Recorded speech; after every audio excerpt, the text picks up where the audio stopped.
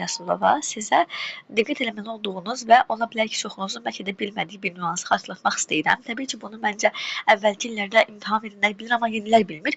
Bir daha sizə bunu deyirəm. Hansı ki, əvvəlki illər deyəndə də ki, bu keçən il olmuşdu bir dənə bu haqq hesab, belə bir dəyişiklik. Belə bir nüans var ki, orada biz qeydiyyat zamanı vaxtı ki, şair şeirimizi qeyd etməliyik. Baxın, bu nüans çox vacibdir. Çünki artıq birinci turda daimi qəbul olmaq üçün kim öz yaşayış yerini hara yazıbsa, həmin yerə gedib qəbul ola biləcəkdir ancaq. Məsəl üçün, sizin faktiki şair şeiriniz əgər Qobustandırsa, tutaq ki, və yaxud da Qubadırsa, artıq siz Qubadan başqa heç bir rayonun vakansiyasını görməyəcəksiniz. Ancaq öz rayonunuza çıxan daimi şair şeirinin vakansiyalarını görəcəksiniz. Amma müəllimlər var, deyir ki, müəllim, mən Qubada yaşayıram, amma mən Qusada yaxınam. Mən onlar üçün elə Qusadın yaxın bir kəndən seçə bilərdim də, həmin yerdə vakansiya var ki, eşitmişəm. Amma artıq onu seçə bilmirsiniz. Ona görə hər şeyi diqqətlə ölçüb biçin ki, mən harda işə qəbul olmaq istəyirəm. Artıq tutaq ki, siz Qubada yazmısınız və sizin 80 balınız var, amma Qusarda yaşayan insanın maksimum o ərazi üzrə yığılan balın 50 balı var. Bəli, təbii ki, deyəcək o insan 50 ballı insan, sizin aşağı balı olan bir insan öz rayonundakı öz yerini tutacaqdır. Amma sənin 80 balın var, sonra məktəbinə ondan da yaxınsın, amma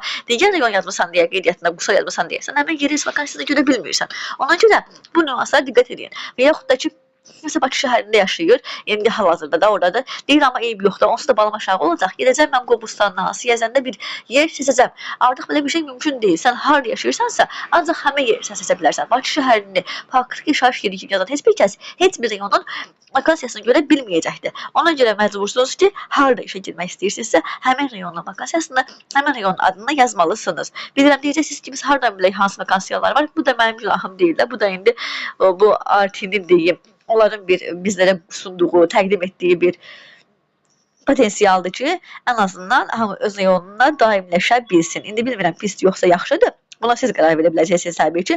Amma mən sizə xatırladıram ki, hamı öz yaşayış yerini yazanda, yaşayış yerini yazanda diqqətli olun ki, qəbul olmaq istədiyiniz yeri yazın mütləq dərəcədə. Əks halda həmin yerin siz vakansiyasını görə bilməyəcəksiniz.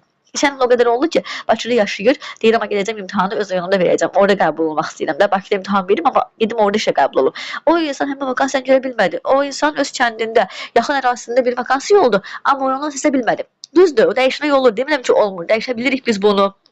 Amma çox uzun bir prosedurdur, arayış lazımdır, biraz qeyri-qanuni işlərə gedib bu girir artıq, amma dəyişən mümkündür, amma o da biraz sizə baş ağrısı və əlavə işlərdir, əlavə bir stresdir.